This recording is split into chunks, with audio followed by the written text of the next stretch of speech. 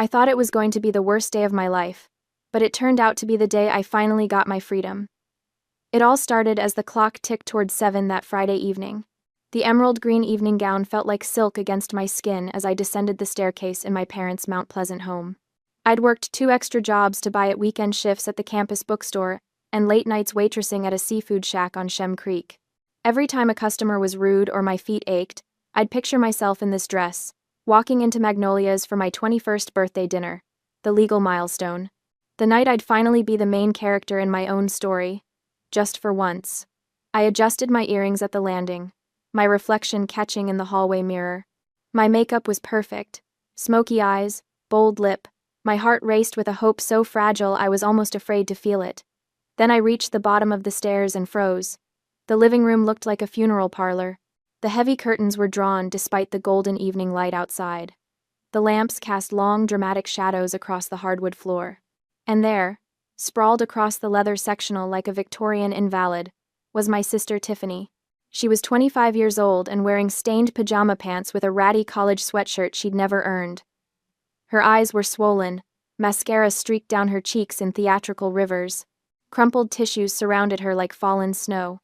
My parents, Gary and Brenda Monroe, knelt beside her as if attending to a dying patient, whispering soothing nonsense and stroking her hair. No one was dressed for dinner. My stomach dropped. "Mom?" My voice came out smaller than I intended. "We have reservations at 7. We should leave soon if we're going to." My mother's head snapped up. Her eyes met mine, and there was no guilt there, no apology, only cold, calculated accusation. She stood and moved to block me at the bottom of the stairs, her hand shooting out to grip my wrist. "Take off your shoes immediately." Her voice was a harsh whisper. "Don't make a sound. Your sister is suffering. Can't you see that?" I stared at her, my mind struggling to process what was happening. Behind her, I could see my father rubbing Tiffany's back in slow circles, while she sobbed dramatically into a decorative pillow. 2 months ago, I'd called Magnolia's the day they opened reservations. I'd marked it on my calendar in red ink. 21, the birthday that mattered in America, the one that meant something. I'd planned this dinner down to the minute, coordinating schedules, confirming and reconfirming. And now my mother was telling me to take off my shoes and be quiet. "What happened?" I asked, though part of me already knew the answer would be something absurd. Something that wouldn't matter to anyone except Tiffany. "Your sister is going through something," Mom hissed. "She needs us tonight. Surely you can understand that family comes first." Family. The word tasted like poison. I felt anger building in my chest, hot and unfamiliar. But then that old instinct kicked in, the one that had been trained into me since childhood. Be the peacekeeper. Don't make waves.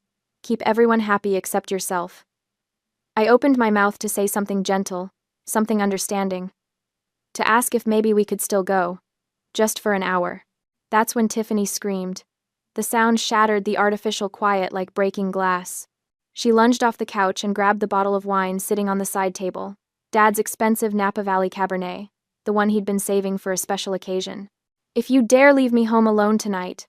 She held the bottle over her head like a weapon, her face contorted with rage. "If you dare go celebrate her birthday while I'm suffering like this, I will smash this house to pieces. I'll throw this through the TV. I'll swallow a whole bottle of sleeping pills. I swear to God I will." She advanced toward the entertainment center, where my father's prized 80-inch flat screen hung on the wall, the bottle trembling in her raised hand. My father didn't tell her to calm down. He didn't take the bottle away or tell her she was being ridiculous. He spun around to face me instead. His face was red, the veins in his neck bulging. "Do you see how selfish you are?" His voice cracked with exertion. "Do you see what you're doing to this family? Cancel the table immediately. Go to your room. We're having frozen pizza tonight, and you're going to sit there quietly and be grateful we're even acknowledging your birthday at all." The words hit me like physical blows. I stood there in my emerald green dress, my carefully applied makeup, my painful heels. I'd spent weeks planning this, months saving for this dress, years dreaming of one night where I mattered, and my father was ordering me to my room like a child. Something inside me cracked. Not broke, not yet, but cracked enough that light started seeping through. This wasn't just thoughtlessness. This wasn't just Tiffany being dramatic or my parents being dense. This was calculated. This was cruel. This was them choosing, actively choosing, to hurt me. For the first time in my 21 years, I didn't nod. I didn't apologize. I didn't scurry upstairs to cry quietly into my pillow where no one would be inconvenienced by my feelings. I gripped the banister, my fingernails digging into the polished wood until I felt splinters bite my skin. No. The word came out steady. Stronger than I felt. I won't cancel. I'm going alone. My mother gasped like I'd slapped her. My father's face went purple. Tiffany's mouth dropped open in genuine shock, apparently. The idea that I might defy them had never occurred to her. You ungrateful little... Dad started forward. The doorbell rang. The sound cut through the tension like a blade, sharp and intrusive. Everyone froze mid-motion, turning toward the front door like deer caught in headlights.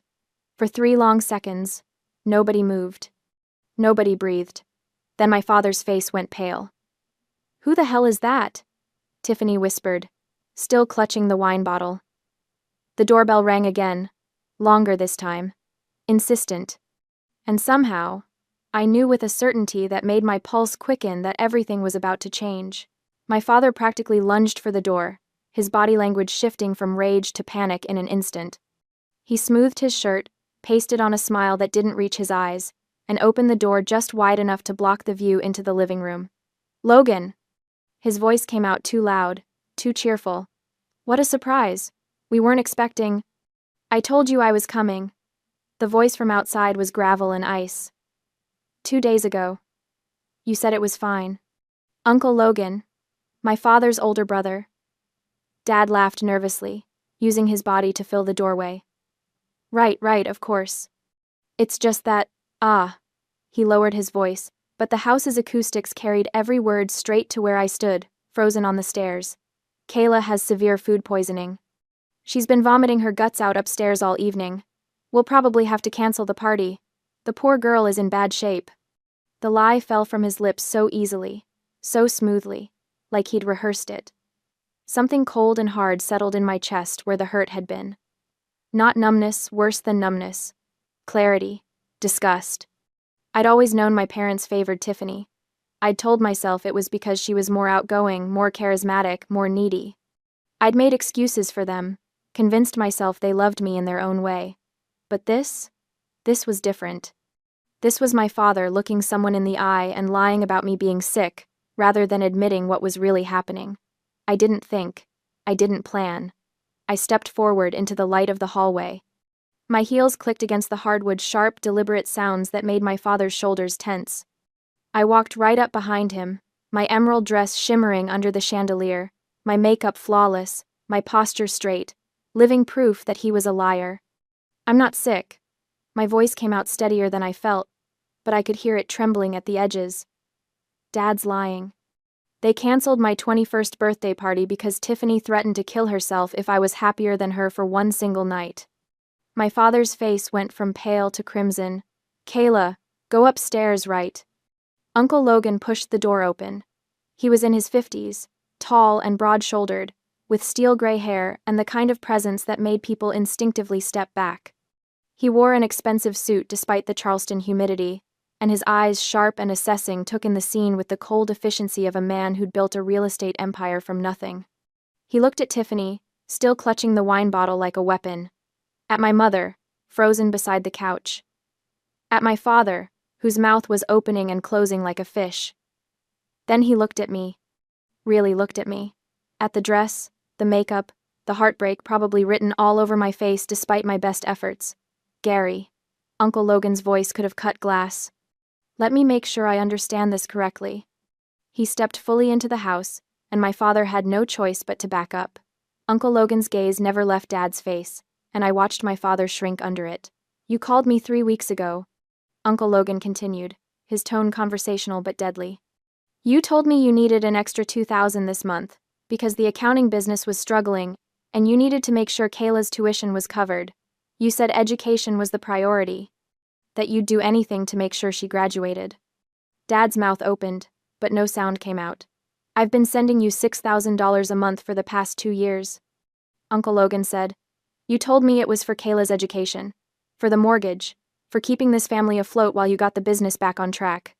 He turned to look at Tiffany, who'd finally lowered the wine bottle but still wore that petulant, entitled expression I knew so well. "So, you're telling me," Uncle Logan said softly, "that I've been paying $6,000 a month to support a 25-year-old woman who threatens suicide when her younger sister tries to celebrate a birthday? It's not like that." Mom jumped in, her voice taking on that syrupy, manipulative tone she used when she wanted something.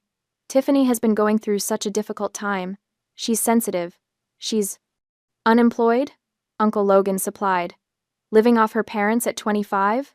Driving a car she didn't pay for?" Tiffany's face went red. "How dare you? This is my house. Get out." The words hung in the air for a moment. Then Uncle Logan laughed. It wasn't a nice sound. "Your house?" He pulled his phone from his pocket, tapped a few times, then turned the screen toward Tiffany. "The deed says otherwise. This house is in my name. Has been since I co-signed the mortgage 5 years ago and your father defaulted on the first payment." Tiffany's face went from red to white. "And that Mercedes C-Class sitting in the driveway?" Uncle Logan continued, his voice getting quieter and somehow more terrifying. "The one with the vanity plates that say Tiff. That's registered to my company. Part of the business expenses your father claimed he needed." The silence was deafening. I watched my sister's face crumble, watched the reality of her situation crash down on her. She'd thought she was untouchable. She'd thought she owned everything. She owned nothing. "The car keys," Uncle Logan said. "Now." "You can't," Tiffany started. "I can. And I am." He held out his hand. "Keys. Or I call the police and report it stolen." Tiffany looked at our parents, waiting for them to defend her, to fight for her like they always did. Dad wouldn't meet her eyes. Mom stared at the floor. With shaking hands, Tiffany dug into her sweatshirt pocket and pulled out the Mercedes key fob. She threw it onto the coffee table where it landed with a hollow clatter. Uncle Logan picked it up, examined it for a moment, then turned and walked straight to me. "Happy 21st birthday, Kayla." He pressed the key fob into my palm, his hand warm and steady around mine. "I was planning to give you my old Camry, but I've changed my mind. That Mercedes is yours now. Drive away from this asylum immediately." I stared at the keys in my hand, my mind struggling to process what was happening. Behind Uncle Logan, I could see Tiffany's face contorted with rage and disbelief. She opened her mouth to scream again. But then something strange happened. Her expression shifted, just for a second. Her eyes flicked toward the kitchen counter, toward something I couldn't quite see from where I stood. And then she smiled. Not a big smile, just a tiny quirk of her lips, there and gone so fast I almost thought I'd imagined it. A chill ran down my spine, but before I could process it, I heard a car horn outside. Austin. My boyfriend had pulled up to the curb right on schedule, ready to take me to dinner. "I'll get my things," I heard myself say. I don't remember going upstairs. I don't remember packing my suitcase, but somehow, 10 minutes later, I was dragging it down the stairs, my hand white-knuckled around the handle. My parents were clustered around Uncle Logan near the door. They weren't trying to stop me. They weren't begging me to stay or apologizing for ruining my birthday. They were begging him not to cut off the money. "Logan, please, you have to understand." Mom's voice was desperate, pleading. "We have expenses. We have obligations." "You have consequences," Uncle Logan said flatly, "and you're about to experience all of them." I walked past them like they were strangers. Tiffany sat on the couch, staring at nothing, her face blank except for that strange little smile still playing at the corners of her mouth. Austin was out of his car the moment he saw me, taking my suitcase and loading it into his trunk. He looked at my face and didn't ask questions, just pulled me into a hug that smelled like his cologne and safety. "Take her somewhere nice." Uncle Logan called from the doorway, "Put it on my card. And Kayla?" He waited until I turned around. "You're staying with me until you graduate. No arguments." I nodded, not trusting my voice. As Austin started the car, I looked back one last time. Through the window, I could see my parents still clustered around Uncle Logan, gesturing frantically. I could see Tiffany on the couch, and I could see her reach behind a cushion and pull out her phone, that smile getting wider. Something was wrong. Something I wasn't seeing yet. But right now, with the Mercedes keys in my pocket and Austin's hand warm in mine, I couldn't bring myself to care. I'd finally walked out, finally stood up for myself. Whatever came next, I'd face it when it arrived. The humidity of a South Carolina September wrapped around me like a wet blanket as I stepped out onto Uncle Logan's King Street penthouse balcony. Below, the city sparkled in the late morning sun, church steeples rising above the historic district, the harbor glittering in the distance. A week had passed since I'd walked out of my parents' house, and I was still adjusting to the surreal peace of my new life. No screaming, no guilt trips. No Tiffany, creating a crisis every time someone else received attention. Just quiet. Space. Respect. Uncle Logan's penthouse was everything my parents' house wasn't: modern, minimalist, filled with natural light. My room had floor-to-ceiling windows overlooking the city.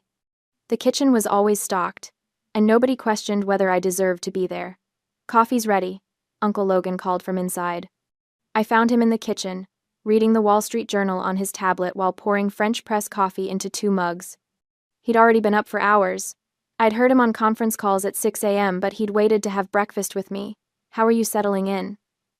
"How are you settling in?" he asked, sliding a mug across the granite counter. "Good, really good." I wrapped my hands around the warm ceramic. "Thank you for—" "Don't," he cut me off gently. "You don't thank family for doing the bare minimum of treating you like a human being." I swallowed hard, not trusting myself to speak. "Your father called again last night," Uncle Logan said casually, taking a sip of his coffee. "Third time this week. Still insisting the whole thing was a misunderstanding." "What did you tell him?" "That I'd see him in court." His expression was granite. I'm done enabling his delusions. Before I could respond, his phone buzzed. He glanced at it and smiled a real smile, warm and almost mischievous. "Speaking of which," he said, "I'm throwing you a proper birthday party. This Saturday. Here, invite whoever you want. Let's show your family what a real celebration looks like." "You don't have to." "I want to." He was already texting. "Besides, I never got to spoil my own daughter. Closest I'll get is spoiling my brilliant niece." I'd heard the story before. Uncle Logan's ex-wife had taken their daughter to California when she was 5. He'd paid child support religiously, sent gifts, tried to maintain contact, but the distance and his ex's hostility had won out. His daughter was 23 now, living in San Francisco, and they spoke maybe twice a year. Maybe that's why he'd stepped in for me so decisively. Maybe I was his second chance. The days blurred until Saturday arrived, bringing with it the sticky heat of late September. The penthouse was transformed: catering set up in the kitchen, flowers everywhere, a bar on the balcony overlooking the city. Uncle Logan had invited his business associates and their families along with my friends from the College of Charleston. The whole place glowed with golden hour light filtering through the windows. I wore a white sundress and felt, for the first time in years, genuinely happy. My roommate Jessica arrived first, squealing when she saw the setup. "Oh my God, Kayla, this is insane." Austin came with a group from his law school, all of them dressed in that careful business casual that law students perfected. He looked unfairly good in a navy blazer and jeans, and when he kissed me hello, I felt some of the residual tension from the past week finally ease. "How are you doing?" "Just," he asked quietly, his hand warm on my lower back. "Better, really." "Your parents try to contact you?" "Mom texted. I blocked her." He nodded approvingly. "Good, clean break." The party was everything. My ruined birthday dinner wasn't laughter, actual celebration. People who genuinely cared about me. Uncle Logan gave a toast that made me cry, talking about resilience and how proud he was of the woman I was becoming. Jessica posted photos on Instagram, tagging me and the location with captions about, "Finally celebrating with people who deserve you." I didn't think about my family at all. I should have. The peace lasted for 3 days.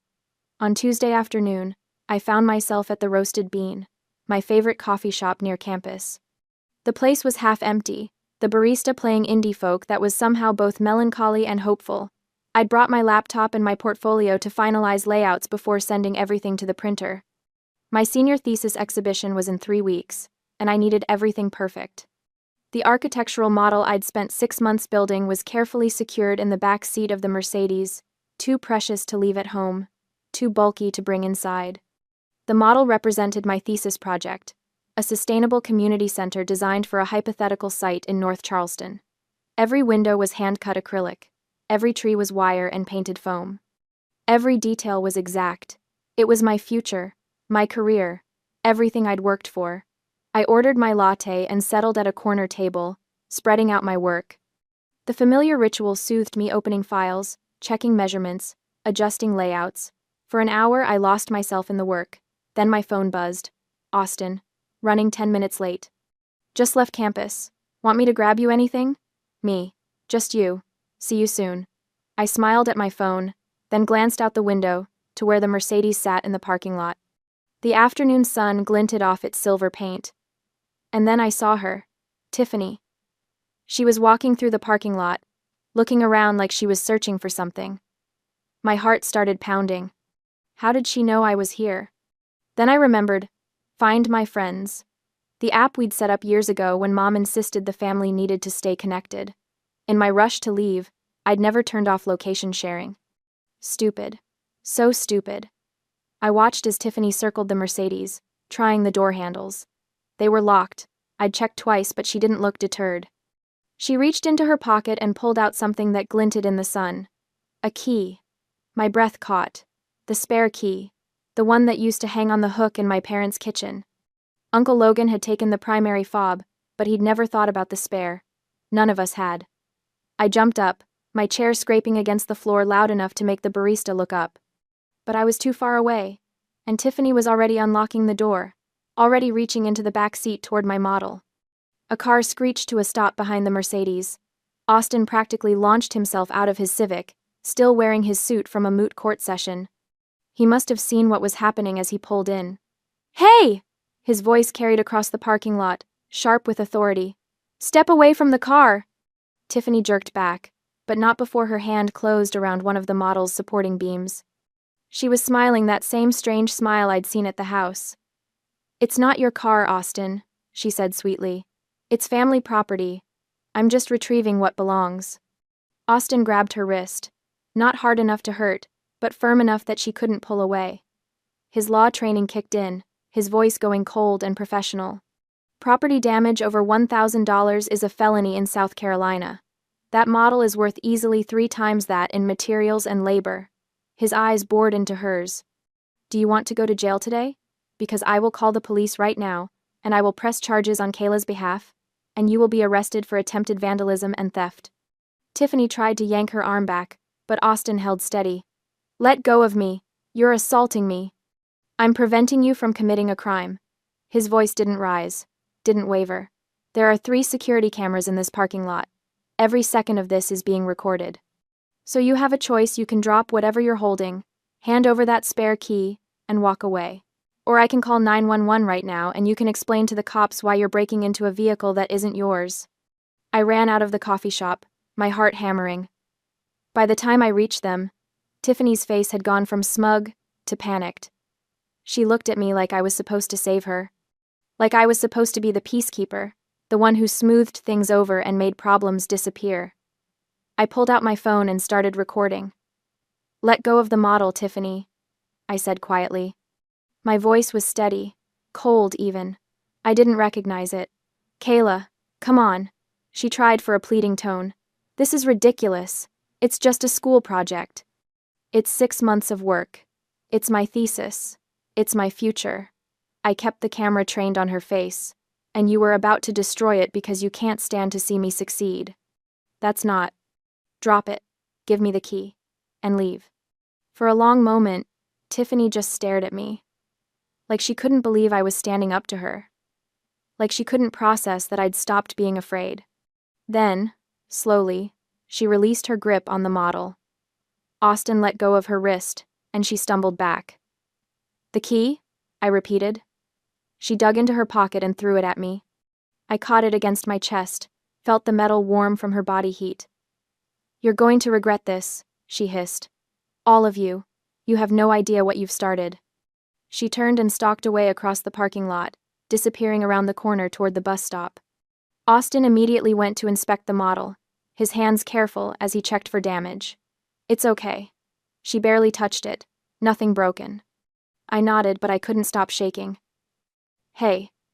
He pulled me into a hug, and I buried my face in his shoulder. You're okay. It's over. She smiled, I whispered. Right before you showed up, she smiled. like she was looking forward to destroying it. I know. His arms tightened around me.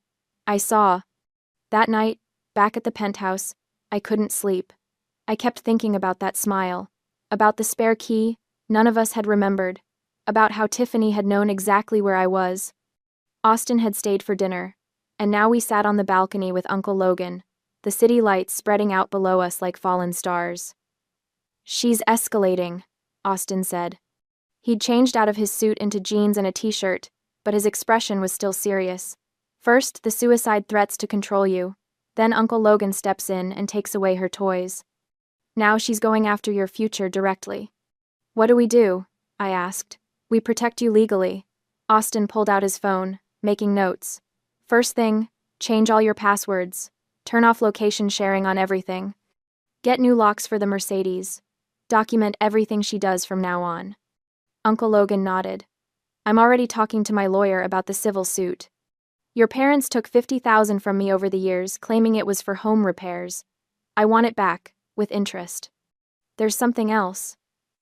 I hesitated, then pulled out my old laptop, the one I'd used in high school, the one that still had the family email synced. I knew my dad never fully deleted anything, always hoarding digital files like he hoarded receipts. I opened the laptop and navigated to the deleted items folder in the email client. It took me 10 minutes of scrolling, but I found it. A scanned copy of a check from my grandmother's estate, dated a year ago, $15,000. It was made out to me, intended for my tuition, and on the back, under the endorsement line, was a signature. "That's not my signature," I said quietly, turning the screen so they could see. "Look at the loops on the K. They're wrong, and I never signed my middle initial, but whoever forged this did." Austin leaned in, his expression hardening as he read. "Jesus Christ." "Wire fraud," Uncle Logan said softly. "And identity theft. That's a federal crime. They stole $15,000 from you." Austin was already pulling up legal statutes on his phone. "With a forged signature on an inheritance check? Kayla, this is serious. Like, prison time serious if you press charges." I stared at the screen, at the proof of my parents' theft, and felt something shift inside me. They'd stolen from me. They'd forged my signature. They'd taken money my dead grandmother had left, specifically for my education, and spent it on God knows what, probably Tiffany's lifestyle, her car payments, her shopping. "I want to press charges," I heard myself say. Uncle Logan and Austin exchanged a look. "Are you sure?" Uncle Logan asked gently. "There's no coming back from this. If we pursue this, your parents could face real jail time." I thought about my mother blocking me on the stairs, telling me to be quiet, about my father lying to Uncle Logan's face, about Tiffany reaching for my model with that smile. "I'm sure," I said. "They chose this. They chose her over me, over and over again. They stole from me. They've been bleeding you dry for years, and they're not sorry. They're not even a little bit sorry." Austin nodded slowly. "Okay. Then we document everything. We build an ironclad case, and we make sure they can't hurt you anymore." I looked out at the city, at the Ravenel Bridge lit up in the distance, and felt something like power settling into my bones. I wasn't the peacekeeper anymore. I was done keeping the peace. The Facebook post appeared on a Thursday morning, right as I was leaving for my 8 a.m. structures class. I almost didn't check social media. I'd been trying to stay off it, focusing on my thesis work and trying to maintain some sense of normalcy. But my phone kept buzzing with notifications, and finally, curiosity won out. I wish it hadn't. The post was from my mother's account, public for everyone to see, complete with a photo of her and Dad looking haggard and elderly in the harsh kitchen lighting. It breaks my heart to share this, but I feel I must speak up about elder abuse in families. Our youngest daughter has, with the manipulation of family members who don't know the full story, stolen property that was promised as part of a business agreement, cut off all contact with her sick parents, and is now threatening us with baseless legal action unless we comply with her financial demands. We raised her with love and sacrificed everything for her education. This is how we're repaid. If you're a parent of adult children, please watch for the warning signs. Narcissism can hide behind a pretty face. I stopped walking, right there on the sidewalk outside the architecture building. Students flowed around me like water around a stone. The post had over 200 likes already. Comments were pouring in. So sorry you're going through this. Praying for your family. Unbelievable. Kids these days have no respect. You should sue her for defamation. Don't let her get away with this. My hands started shaking. There were more posts. I clicked through to Dad's page. He'd shared Mom's post with his own edition about how I'd turned their own family against them and weaponized mental health accusations to steal a car. Tiffany had posted a tearful selfie with a caption about protecting parents from an abusive sister. They'd tagged me in all of it. The comments on my own page were already starting distant cousins I barely knew, asking what was really going on. Friends of friends questioning my character. Someone had even found my architecture school's social media and commented on one of my project posts. Is this the girl who abuses her parents? Why is she still enrolled? I felt like I was drowning. My phone rang. Austin. Don't read the comments, he said immediately. I know you already have, but stop now. Close the apps. They're lying. My voice came out strangled. They're telling everyone I'm the abuser. That I manipulated Uncle Logan. That I stole from them. I know. I saw. His voice was steady, calm. Where are you? Architecture building. I have class, but I can't go in there and pretend. Skip it. Come to the law library. 3rd floor, study room C. I'm already here. 20 minutes later, I was sitting in a small glass-walled room surrounded by law books, while Austin paced and Uncle Logan, who'd apparently dropped everything to drive over, read through the posts on his phone. Classic Darvo, Austin muttered. Deny, attack, reverse victim and offender. It's textbook narcissistic abuse. It's working, I said hollowly. Look at the comments. People believe them.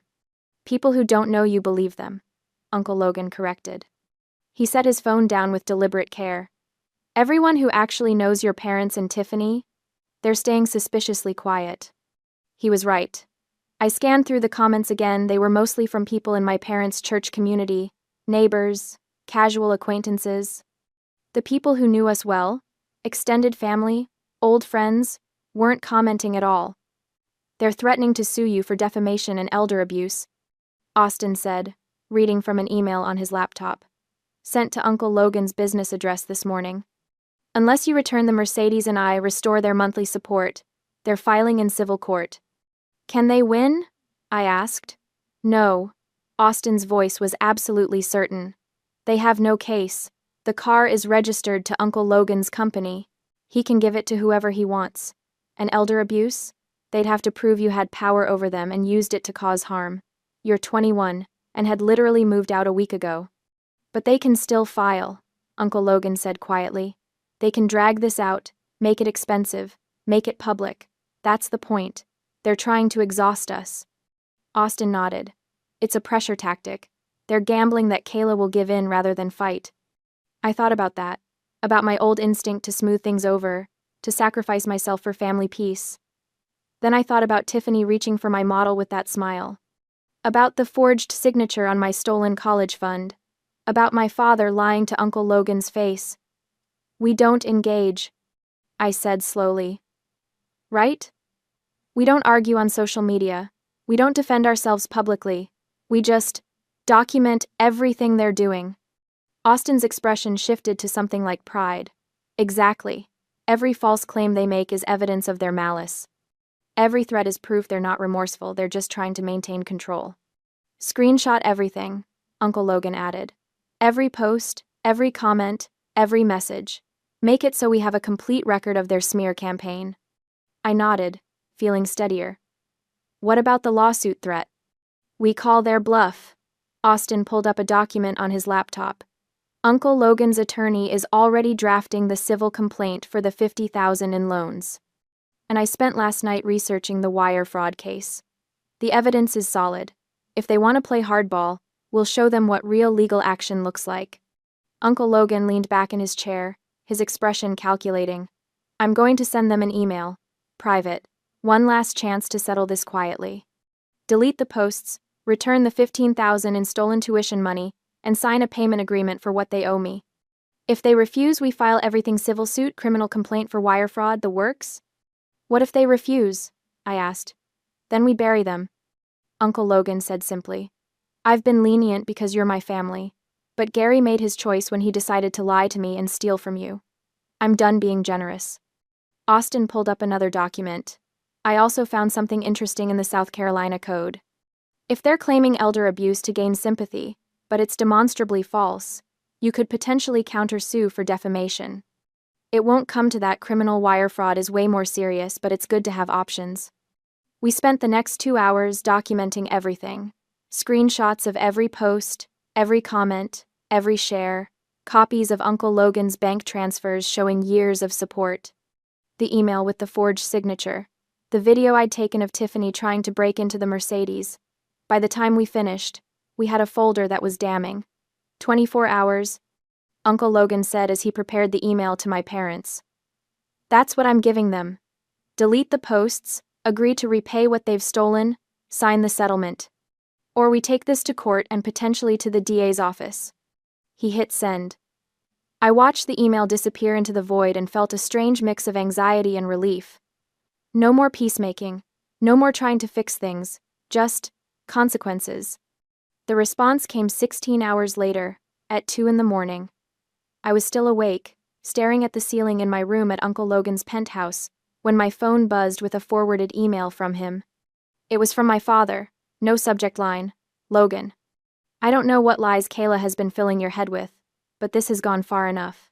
That girl has always been manipulative, always played the victim. We gave her everything: a roof over her head, food, education, and this is how she repays us? The car situation is a misunderstanding. You promised me that Mercedes as part of my compensation package for helping with your business paperwork over the years. Kayla stole it, plain and simple. And now you're threatening Emmy? Your own brother? Brenda is having panic attacks. Her blood pressure is through the roof. Tiffany is devastated. You're destroying this family over a spoiled brat's lies.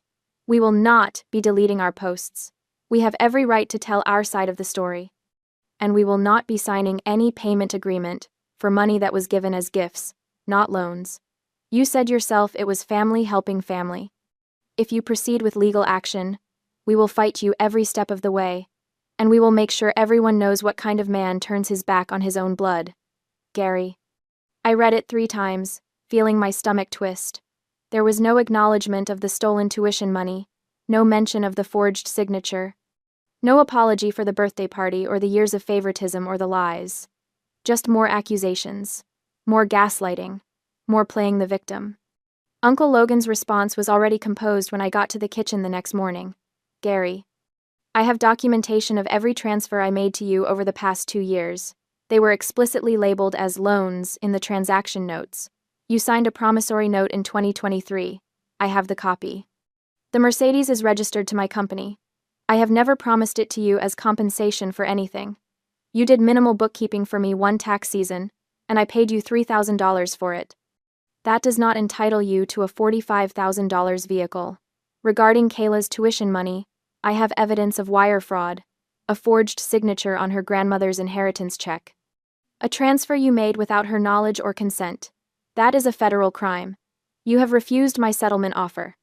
Therefore, as of this morning, my attorney has filed a civil complaint for the return of $50,000 in loans, plus interest and legal fees. You will be served within the week. Regarding the criminal matter of wire fraud, I am forwarding the evidence to the IRS and the district attorney's office. They will decide whether to prosecute. You have made your choice. Now face the consequences. Logan. He showed me the email before sending it. Last chance to back out. He said quietly. Once this goes out, there's no stopping it. Your parents will know you provided the evidence for the wire fraud case. I thought about my mother's Facebook post, about the strangers commenting on my character, about Tiffany's smile as she reached for my thesis model. Send it, I said. He did. The fallout was immediate. Within hours, my mother was calling Uncle Logan's phone non-stop. He blocked her. She started calling from different numbers, Tiffany's phone, neighbors' phones, even the landline at their church. Uncle Logan blocked them all. My father sent increasingly desperate emails, each one more unhinged than the last, claiming Uncle Logan was having a mental breakdown. That I'd seduced Austin into helping me. That they'd call the police and report the car stolen. Let them, Austin said when I showed him the emails. I'd love to watch them try to explain to the cops that they're reporting a car stolen that isn't in their name, isn't at their address, and that they have no legal claim to. The social media posts got worse too. Mom started a GoFundMe claiming they were victims of family financial abuse and needed help paying for legal representation. It raised $300 before someone reported it as fraudulent. Tiffany posted daily updates about her struggling mental health and how family betrayal was destroying her. The comments were sympathetic at first, but then one of my architecture school friends commented with a link to the video I'd posted, the one of Tiffany trying to break into my car. "This is the victim you're all supporting. She tried to destroy her sister's thesis project out of jealousy. Maybe get the full story before you donate." The tide started to turn. People began asking questions. Why would a 21-year-old steal a car that wasn't in her parents' name? Why was a 25-year-old woman living off her parents and throwing tantrums? Why did the parents' story keep changing? Within a week, Mom had made her Facebook friends only. Tiffany stopped posting. Dad's LinkedIn profile went private, but the legal wheels were already turning. The process server found them at the Mount Pleasant house, the one that was about to stop being their house. My father tried to refuse the papers. The server left them on the doorstep and filed proof of service anyway. Uncle Logan's lawsuit was official. And according to Austin, who had a friend interning at the DA's office, someone had indeed opened an investigation into the wire fraud case. "They're panicking," Austin said one evening as we sat on Uncle Logan's balcony, watching the sun set over the harbor. "Your mom sent my mom a Facebook message asking her to talk sense into me. She actually used the phrase, 'boys will be boys,' and suggested I was just doing this to impress you." I almost laughed. Almost. "What did your mom say?" "That I'm a grown man capable of making my own decisions, and that she's seen the evidence and it's pretty damning." He squeezed my hand. "Mom's known your family for years. She's not surprised this happened. She's only surprised it took this long." That hurt more than it should have. The idea that people had watched my family dysfunction for years and just accepted it as normal. That nobody had stepped in to help me until Uncle Logan finally snapped. "Hey." Austin turned to face me, his expression gentle. "You got out. That's what matters. You stood up for yourself. You protected your future. And you're not letting them drag you back down." "I keep waiting to feel guilty," I admitted. "Like, they're my parents. They're going to lose their house. They might face criminal charges. Shouldn't I feel bad about that?" "Do you?" I examined my feelings carefully. The old Kayla would have been drowning in guilt, would have been looking for ways to fix things, to make peace, to sacrifice herself for family harmony. But now? I felt nothing. No guilt, no regret. Just a clean, clear certainty that I'd done the right thing. "No," I said. "I don't." Austin smiled. "Good. Because they did this to themselves. Every single consequence they're facing is a result of their own choices. You didn't make them forge your signature. You didn't make them steal from Uncle Logan. You didn't make them choose Tiffany over you again and again. They did all of that on their own." Uncle Logan emerged onto the balcony with 3 glasses of wine. "We got a court date," he announced. 6 weeks from now. And Gary's attorney just filed a motion to dismiss, claiming the loans were gifts. "Will it work?" I asked. "Not a chance. I have documentation, and Gary's too stupid to have covered his tracks." He settled into a chair, looking out at the city with satisfaction. "This is going to be ugly. But it's going to be over soon." I raised my glass, and we toasted to endings, to consequences, to freedom. 3 weeks later, the notification popped up on my phone, just as I was putting the finishing touches on my thesis presentation boards. Subject: Family Meeting Request. "Kayla, your mother and I would like to meet with you and Logan to discuss a settlement. Please, this has gone on long enough. We're still your parents. Let's resolve this face-to-face, as a family should. We can come to Logan's place this Saturday at 2 p.m. if that works. Dad." I stared at the email, my finger hovering over the delete button. "Don't respond yet," Austin said when I showed it to him. We were at his apartment near the law school, surrounded by his casebooks and my architecture models. "Let me talk to Uncle Logan first. If they want to meet, we do it on our terms, with everything documented." Uncle Logan's response was immediate when Austin called. "Fine, but I want Austin there as a witness," and we record the entire conversation. South Carolina's a one-party consent state they don't need to know. Saturday arrived with the kind of oppressive heat that made Charleston feel like a sauna. I dressed carefully, white blouse, black slacks, my hair pulled back in a professional bun. I wanted to look competent, untouchable, not like the girl in the emerald dress who'd stood helplessly at the bottom of the stairs while her family fell apart. Austin wore a full suit despite the heat, every inch the law student about to become an attorney. Uncle Logan was in business casual, relaxed but alert. We set up in the living room. Uncle Logan positioned his phone on the bookshelf, camera angled to capture the entire seating area. Austin sat at the head of the coffee table, arranging 3 distinct file folders with surgical precision. At 2:03 p.m., the doorbell rang. Uncle Logan opened the door, his expression neutral. Gary, Brenda, Tiffany. They looked terrible. My father had lost weight, his face gaunt and gray. My mother's hair had more white in it than I remembered, and she'd aged a decade in 3 weeks. But it was Tiffany who shocked me most. She looked haggard, her eyes hollow, her expensive clothes replaced by a cheap t-shirt and jeans. They filed into the living room like condemned prisoners approaching the gallows. "Thank you for agreeing to meet." Mom started, her voice quavering. "We've been so worried. We just want to—" "Sit," Uncle Logan interrupted. "Let's keep this efficient." They sat on the couch across from us.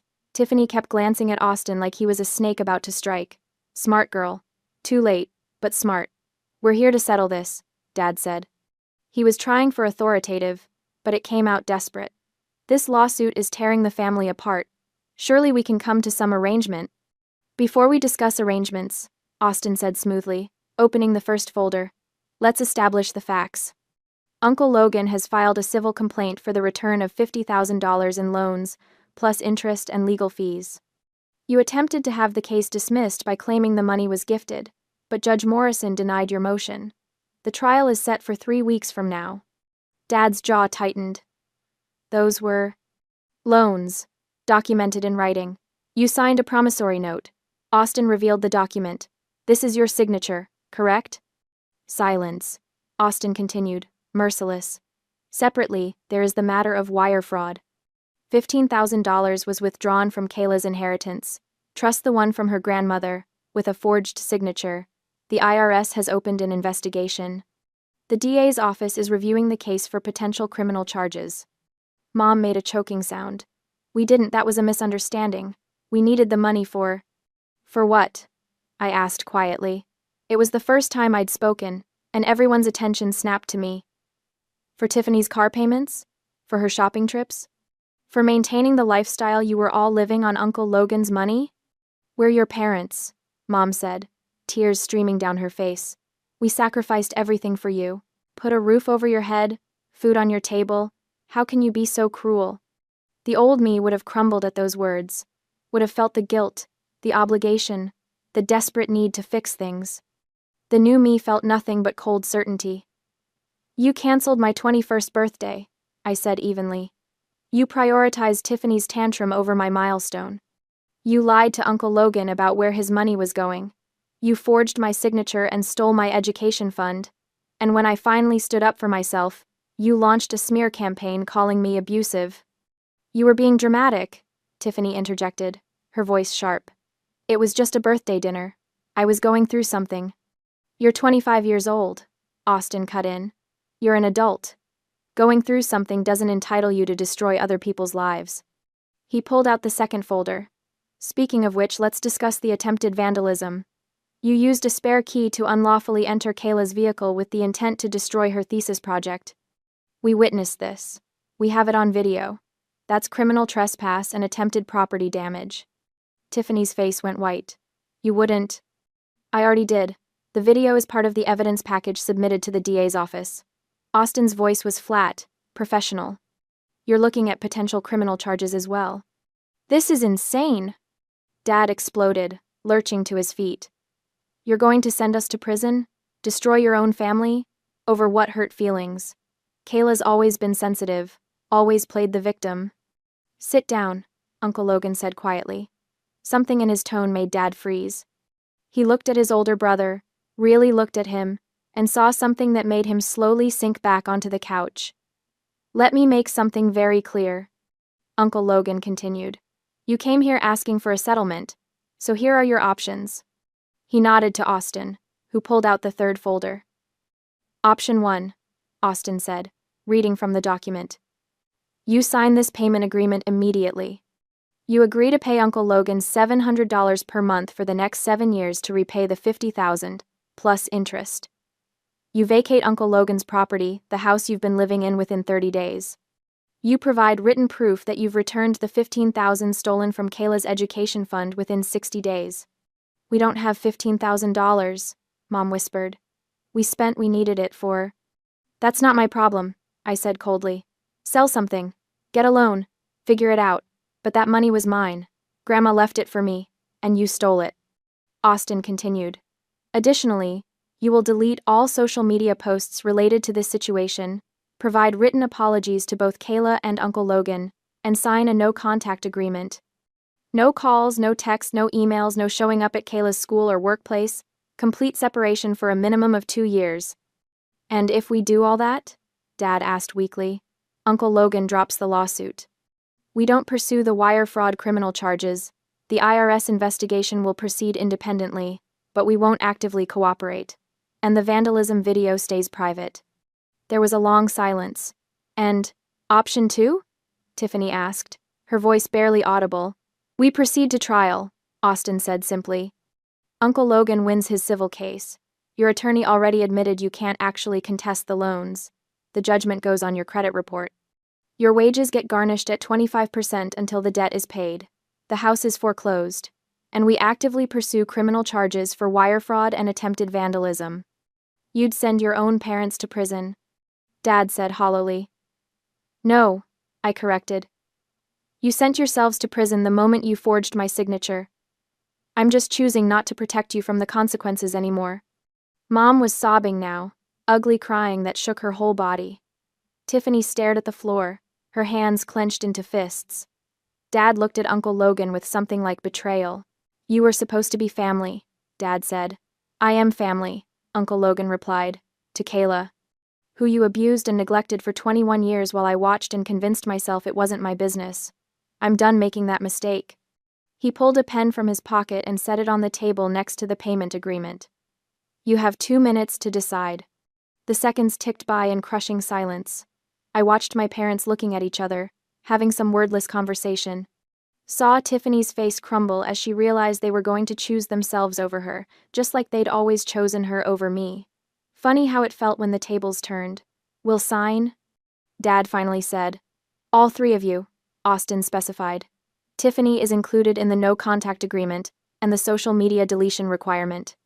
Tiffany looked like she wanted to argue, but one glance at the folders on the table at the evidence of her attempted crime made her swallow her protest. Dad picked up the pen with a shaking hand. He read through the agreement, his lips moving silently, looking for some loophole, some escape. There wasn't one. Austin had been thorough. The pen touched paper. Dad's signature sprawled across the bottom of the first page, then the second, then the third. He passed it to Mom, who signed while crying. Finally, Tiffany snatched it and scrawled her name, throwing the pen down like it burned her.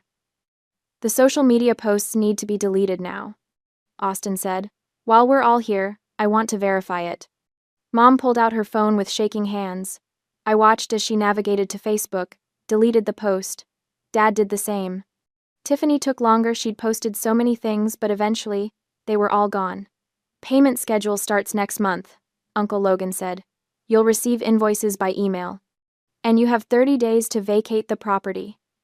After that, I'm changing the locks and everything left behind will be considered abandoned. Where are we supposed to go? Mom asked helplessly. Not my problem, Uncle Logan said without sympathy. You've had 3 weeks to plan for this. You knew it was coming. They stood as a group, and for a moment, I thought Tiffany was going to say something. She looked at me with an expression I couldn't quite read. Rage, shame, disbelief, all mixed together. Then she turned and walked out. Dad followed, his shoulders slumped. Mom paused at the door, looking back at me. I hope you're happy, she said, venom cutting through her tears. You've destroyed this family. No, I replied calmly. You destroyed this family 21 years ago when you decided one daughter was worth more than the other. I just stopped letting you get away with it." She flinched like I'd slapped her, then hurried out after my father. The door closed behind them with a soft click. For a long moment, nobody moved. Then Uncle Logan stood, walked to the bookshelf, and stopped the recording on his phone. "It's done," he said quietly. I waited for the guilt to hit. For the regret, the doubt, the desperate urge to call them back and fix things. It didn't come. Instead, I felt something I hadn't experienced in years. Peace. True, deep, unshakable peace. Austin put his arm around me, and I leaned into him, watching through the window as my parents and Tiffany climbed into a beat-up Honda, someone else's car, I realized. Probably borrowed. The Mercedes days were over for them. "How do you feel?" Uncle Logan asked. I thought about it carefully. "Free," I finally said. "I feel free." The Honda pulled away from the curb. I watched them until they turned the corner, the red taillights disappearing into the Charleston humidity, before I finally turned my back.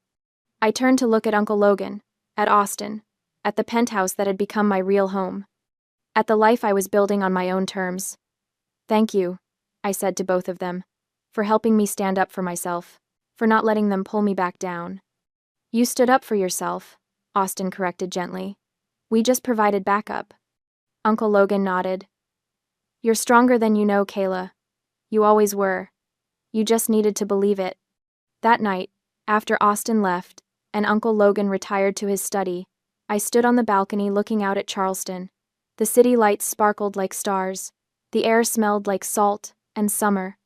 In the distance, I could see the Ravenel Bridge, lit up against the dark sky, and I thought about roads, about crossings, about leaving one place behind and moving towards something new. They'd canceled my 21st birthday, thinking they could keep me small and compliant forever.